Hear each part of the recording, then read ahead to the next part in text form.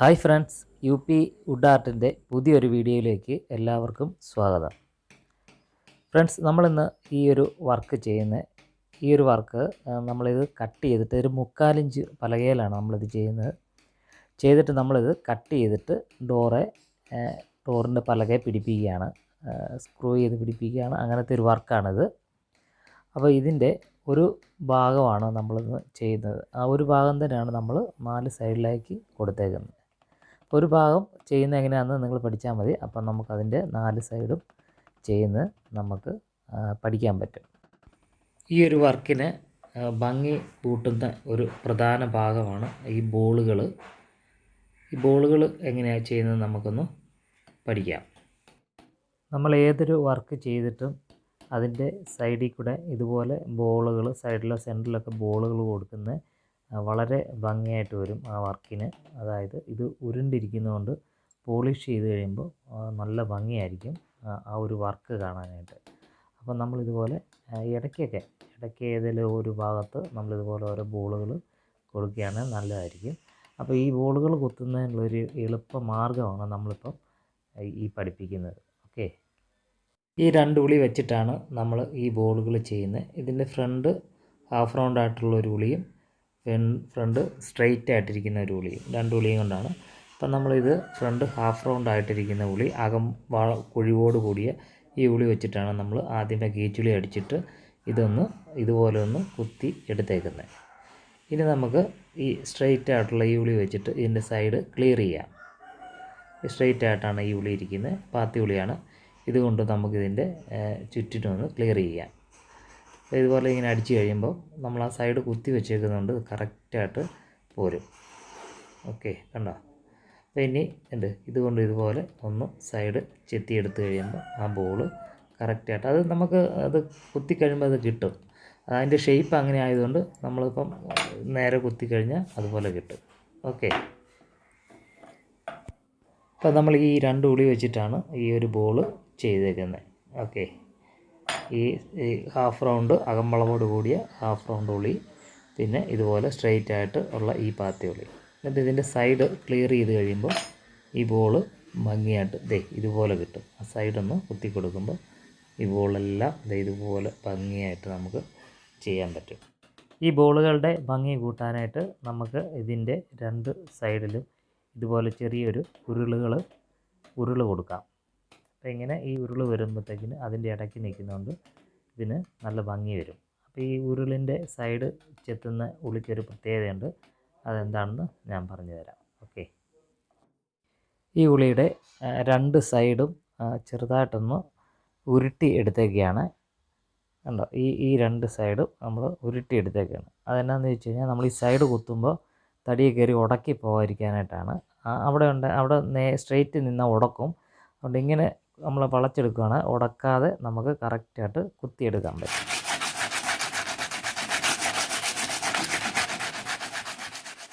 അതുപോലെ തന്നെ നമ്മൾ ഇങ്ങനെ ഒരു ഭാഗം റഫായിട്ട് അടിച്ചെടുക്കാൻ പറ്റിയ ഒരു ഉളിയാണ് ഇത്. ഈ ഉളിയെക്കുറിച്ചും ഞാൻ പറഞ്ഞു തരാം. അപ്പോൾ നമുക്ക് ഇങ്ങനെ ഒരു ചായ്വ്, ഇപ്പോൾ നമ്മൾ തൊട്ട് അങ്ങേ ഭാഗത്തെ നമ്മൾ ആ ഉളി, ഒരു സ്ട്രെയിറ്റ് ഉളി 2 സൈഡും മടക്കിയത് വെച്ച് നമ്മൾ അത് അങ്ങനെ അടിച്ചു. അപ്പം ഇതുപോലെ കുറച്ചുകൂടെ കുഴിവായിട്ട് നമുക്ക് ചെയ്യണമെങ്കിൽ ഇങ്ങനൊരു ഉളിയും കൊണ്ട് നമ്മൾ റഫ് അടിക്കണം. റഫ് അടിച്ചിട്ട് നമ്മൾ അങ്ങേ തലയ്ക്ക് ഇതിൻ്റെ അങ്ങേ ഭാഗത്ത് അടിച്ച ആ ഉളിയും കൊണ്ട് സൈഡ് ചെത്തി കഴിയുമ്പോൾ നമുക്ക് നല്ല പെട്ടെന്ന് തന്നെ നമുക്കത് ആ സൈഡ് ഫിനിഷാക്കി എടുക്കാൻ പറ്റും. ഓക്കെ, കണ്ടോ? ഈ ഒരു ഉളിയാണ് നമ്മളിപ്പോൾ ഈ റഫ് അടിച്ച ഉളി. ഇതിൻ്റെ അകം വളവോട് കൂടിയ ചെറിയൊരു 1.5 ഇഞ്ച് വരുന്ന ഒരു ഉളിയാണ്. ഇതിങ്ങനെ റഫ് അടിച്ചിട്ട് നമ്മൾ അങ്ങേ സൈഡിലടിച്ച ആ ലെവലുളിക്ക് ചെയ്ത് കഴിയുമ്പോൾ നമുക്കത് കിട്ടും, കറക്റ്റായിട്ട് കിട്ടും. അപ്പം ഇങ്ങേ സൈഡിൽ നമ്മൾ ഈ ബോളിൻ്റെ ഇങ്ങേ സൈഡിൽ ഇതുപോലെ ഒരു ചെറിയ ഉരുൾ കൊടുക്കുകയാണ്. ഓക്കെ, നമ്മളൊരു ഡിസൈൻ പണിത് പോകുമ്പോൾ ആ ഡിസൈൻ്റെ മെയിനായിട്ടുള്ള ഭാഗങ്ങൾ ആദ്യമേ പണിത് പോവുക. അത് കഴിഞ്ഞിട്ട് നമ്മൾ എതിളുകളും ചെറിയ മൈന്യൂട്ടായിട്ടുള്ള ചെറിയ ഭാഗങ്ങളൊക്കെ വേർതിരിക്കാവുള്ളൂ. ആദ്യമേ തന്നെ നമ്മൾ അങ്ങനെയുള്ള ഭാഗങ്ങൾ വേർതിരിച്ച് പണിയുമ്പോൾ നമുക്ക് വളരെ അധികം താമസം ഉണ്ടാകും ഈ ഒരു പണി ചെയ്യാനായിട്ട്. അതേസമയം നമ്മൾ ആദ്യമേ തന്നെ അതുപോലെ ഇതിപ്പം നമ്മളിപ്പോൾ ഈ ചെയ്യുന്ന ഭാഗത്തിൻ്റെ ഈ ഭാഗത്ത് നിൽക്കുന്ന ഈ എതളുകളെ നമ്മൾ ചെറിയ എതളുകളാക്കുന്നുണ്ട്. അത് നമ്മൾ ആദ്യമേ തന്നെ ആ ചെറിയ എതളാക്കിയിട്ട് നമ്മൾ ഈ സൈഡ് കുത്താൻ പോയി കഴിഞ്ഞാൽ അപ്പോൾ അത് ചെറുതായിട്ട് നമുക്ക് ഒത്തിരി പണി കൂടുതൽ വരും. അതുകൊണ്ട് നമ്മളിത് ആദ്യമേ അതിൻ്റെ ആ ഒരു എതളിനെ അത്രയും വലുപ്പത്തിൽ തന്നെ കുത്തി ആകം ഫിനിഷ് ചെയ്തിരിക്കുകയാണ്. ഇപ്പോൾ കുത്തുന്ന ഈ ഭാഗത്തും നമ്മൾ ചെറിയ എതളുകൾ കൊടുക്കുന്നുണ്ട്. പക്ഷേ അതിൻ്റെ ആ ഒരു ഔട്ടർ അത്രയും ഭാഗം നമ്മൾ ആദ്യമേ തന്നെ അങ്ങ് എടുത്ത് കളയുകയാണെങ്കിൽ നമുക്ക് പെട്ടെന്ന് തന്നെ ചെയ്യാൻ പറ്റും. ചെറിയ ചെറിയ ഭാഗങ്ങൾ ചെയ്യാൻ പറ്റും. ഓക്കെ, ഞാനിപ്പോൾ പറഞ്ഞ മനസ്സിലായെന്ന് വിചാരിക്കുന്നു. മനസ്സിലായില്ലെങ്കിൽ നമുക്കിതിന് മുമ്പോട്ട് വീഡിയോ കാണുമ്പോൾ ഞാൻ പറഞ്ഞ ഭാഗം ഞാൻ മനസ്സിലാക്കി തരാം. ഓക്കെ ഫ്രണ്ട്സ്, എനിക്ക് വരുന്ന വർക്കിനനുസരിച്ചാണ് ഞാൻ വീഡിയോകൾ ചെയ്യുന്നത്. നല്ല നല്ല വർക്ക് വരുമ്പോൾ ഞാൻ നല്ല നല്ല വീഡിയോകൾ ഒക്കെ ചെയ്യുന്നുണ്ട്. അപ്പം ചെറിയ വർക്കുകൾ വരുമ്പോഴത്തേക്കിന് അതും ഞാൻ വീഡിയോ ആക്കി ഇടുന്നുണ്ട്. എല്ലാം ട്യൂട്ടോറിയലാണ്. നിങ്ങൾക്ക് മനസ്സിലാകുന്ന രീതിയിലൊക്കെ ഞാൻ ചെയ്തു തരാം. എനിക്കറിയാവുന്ന കാര്യങ്ങളും ഞാൻ പറഞ്ഞു തരാം. അപ്പോൾ നിങ്ങൾ വീഡിയോകളെല്ലാം കാണണം, സപ്പോർട്ട് ചെയ്യണം. ഏകദേശം 220ഓളം വീഡിയോകൾ നമ്മളിപ്പം ഇതിനകത്ത് ഈ ഒരു ചാനലിൽ അപ്ലോഡ് ചെയ്തിട്ടുണ്ട്.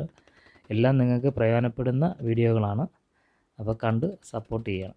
ഓക്കെ, നമ്മുടെ ചാനൽ കമൻറ്റുകളിലൂടെ എന്നോട് ചോദിച്ചിട്ടുണ്ടായിരുന്നു ഈ ഉളികളുടെ എല്ലാം പേര് പറയണമെന്ന്. അപ്പോൾ പ്രധാനമായി 5 ഉളികളാണ് നമുക്ക് കൊത്തുപണിക്ക് ആവശ്യമായിട്ടുള്ളത്. ഒന്നാമത്തെ ഉളി കീച്ചുളി, രണ്ടാമത്തെ ഉളി പാത്തി ഉളി, മൂന്നാമത്തെ ഉളി ചുരുട്ടുളി, നാലാമത്തെ ഉളി വട്ടവായ്ത്തല, അഞ്ചാമത്തെ ഉളി ലെവലുളി.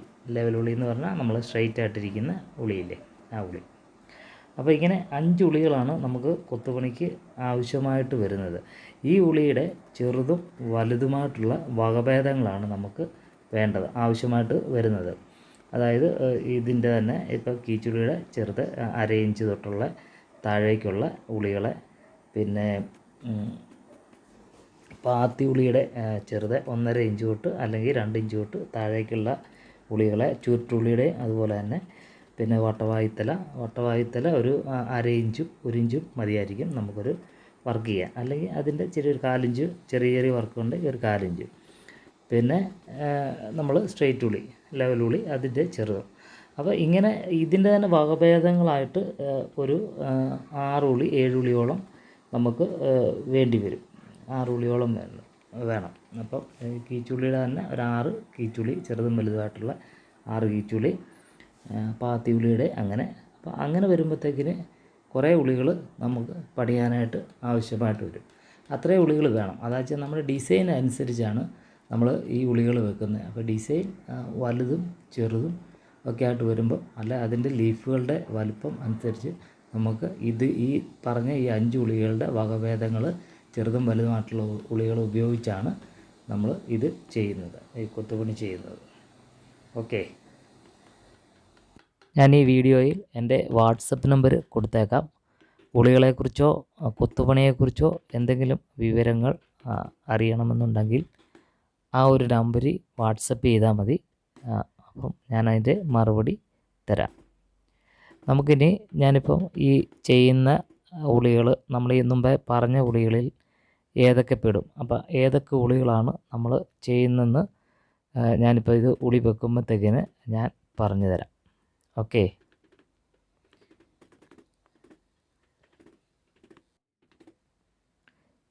ഇപ്പോൾ ഈ പണിയുന്ന ഉളി വട്ടവായ്ത്തലയുടെ ഒരു 3/4 ഇഞ്ച് ഉളി വെച്ചിട്ടാണ് നമ്മൾ ഇപ്പം ഈ ഒരു ചുരുളിൻ്റെ ഈ ഭാഗം ചെയ്യുന്നത്. ഇപ്പോൾ ഈ ചെയ്യുന്ന പാത്തി ഉളിയാണ്. പാത്തി ഉളി ഒരു 1.5 ഇഞ്ചിൻ്റെ പാത്തി ഉളി വെച്ചാണ് ഇപ്പം ഈ ഒരു ഭാഗം ചെയ്തത്. ഇത് സ്ട്രെയിറ്റ് ഉളിയാണ്. സ്ട്രെയിറ്റ് ഉളി വെച്ചിട്ടാണ് നമ്മൾ ഈ ചുരുളിൻ്റെ ഈ പുറം ഭാഗം ഇതുപോലെ അടിച്ചെടുത്തത്. അതായത് 3/4 ഇഞ്ചിൻ്റെ ഒരു സ്ട്രെയിറ്റ് ഉളിയാണ് ഈ പുറം ഭാഗം ഇതുപോലെ അടിച്ചെടുത്തത്. ഇതും പാത്തി ഉളിയാണ്. നമ്മളിങ്ങനെയുള്ള ഭാഗങ്ങൾ ഈ പാത്തി ഉളി വെച്ചിട്ട് ഒരു 1.5 ഇഞ്ച് പാത്തി ഉളിയാണ് ഇങ്ങനെ ചെയ്യാൻ പറ്റും.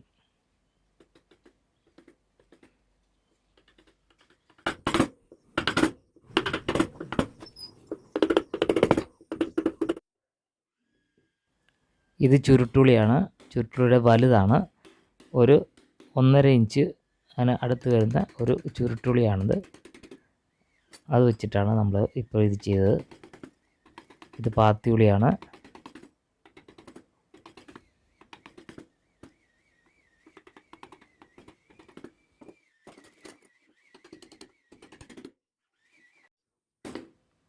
ഈ ഉള്ളി ചുരുട്ടുള്ളിയാണ്. ചുരുട്ടുള്ളിയുടെ ഏറ്റവും ചെറുതാണ്. 1/4 ഇഞ്ച് അടുത്തുള്ള ഒരു ചുരുട്ടുള്ളിയാണിത്. അതുകൊണ്ട് നമുക്കിതുപോലുള്ള ഹോളുകളൊക്കെ ചെയ്യാൻ പറ്റും. ഇതാണ് കീച്ചുള്ളി. കീച്ചുള്ളി വെച്ച് ഞാൻ ആദ്യമേ പറഞ്ഞ പോലെ തന്നെ നമ്മൾ ആ എതളുകൾ വേർപെടുത്തി എടുക്കുകയാണ്. ഇപ്പം നമ്മളിതുപോലെ ഒരു വലിയ എതൾ ചെയ്തിട്ട് അവത്തേന്ന് ഇതുപോലെ ചെറിയ എതളുകൾ വേർപെടുത്തി എടുക്കുന്നതായിരിക്കും നല്ലത്. നമുക്ക് എളുപ്പമുണ്ട്. ഓക്കെ, ചുരുട്ടുള്ളിയാണ്. ചുരുട്ടുള്ളിയുടെ വലുത് 1.5 ഇഞ്ച്. ഇപ്പം ഞാൻ പറഞ്ഞതുപോലെ ഇപ്പോൾ ഇവിടുന്നും ഉണ്ടോ, ഇതിപ്പോൾ നമ്മൾ ആദ്യമേ ചെയ്തിട്ടിരുന്നത്. ഇവിടെ നമ്മളൊരു എതൾ വേർപെടുത്തി എടുത്തിരിക്കുകയാണ്. ഇപ്പോൾ നമ്മൾ പറഞ്ഞ പോലെ നമുക്ക് ഉളികൾ പല ടൈപ്പ്, നമുക്കതിൻ്റെ ചെറുത് വലുത്, അത് നമ്മൾ ഡിസൈൻ്റെ ഭാഗങ്ങളനുസരിച്ച് വേണം നമ്മൾ ഈ ഉളികൾ സെലക്ട് ചെയ്ത് പണിയാനായിട്ട്.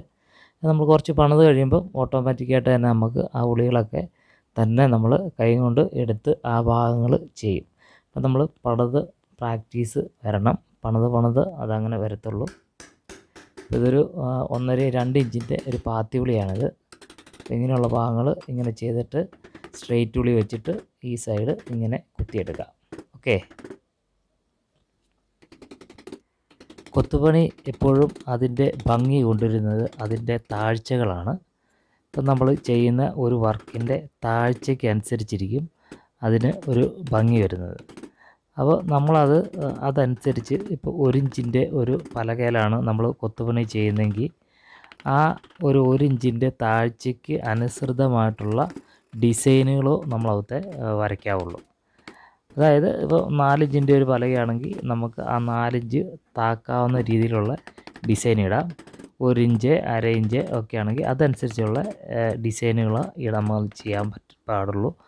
അല്ലെങ്കിൽ വരുന്ന കുഴപ്പം എന്താണെന്ന് വെച്ചാൽ നമ്മൾ അതിന് താഴ്ച കിട്ടത്തില്ല. താഴ്ച കിട്ടിയില്ലെങ്കിൽ ആ ഒരു വർക്കിന് ഒരു ഭംഗി കിട്ടത്തില്ല. അപ്പോൾ കനം കുറയുന്നതനുസരിച്ച് ഡിസൈനുകൾ ചെറുതാക്കണം. പലകയുടെ കനം കുറയുന്നതനുസരിച്ച് നമ്മുടെ ഡിസൈനുകൾ ചെറുതാക്കി വിട്ട് കഴിഞ്ഞാൽ നമുക്ക് അതിനൊരു എഫക്റ്റ് കൊണ്ടുവരാൻ പറ്റും. ഒരു താഴ്ചയുടെ ഒരു എഫക്റ്റ് കൊണ്ടുവരാൻ പറ്റും. അല്ലാതെ ചെയ്യാം. അല്ലാതെ കീച്ചുളി അടിച്ചിട്ട് വെറുതെ സൈഡ് കുത്തി അങ്ങനെ ചെയ്യുന്നൊരു വർക്കുണ്ട്. അത് സിമ്പിളായിട്ട് ചെയ്യുന്നതാണ്. അപ്പോൾ ഞാൻ പറഞ്ഞ കൊത്തുപണിയുടെ ഒരു രീതി അനുസരിച്ച് നമ്മുടെ പലകയുടെ അനുസരിച്ച്, അല്ലെങ്കിൽ പലകയുടെ വലുപ്പം അനുസരിച്ച്, അല്ലെങ്കിൽ കനം അനുസരിച്ച് വേണം നമ്മൾ ഡിസൈൻ വരയ്ക്കാനും അത് ചെയ്യാനും. ഓക്കെ,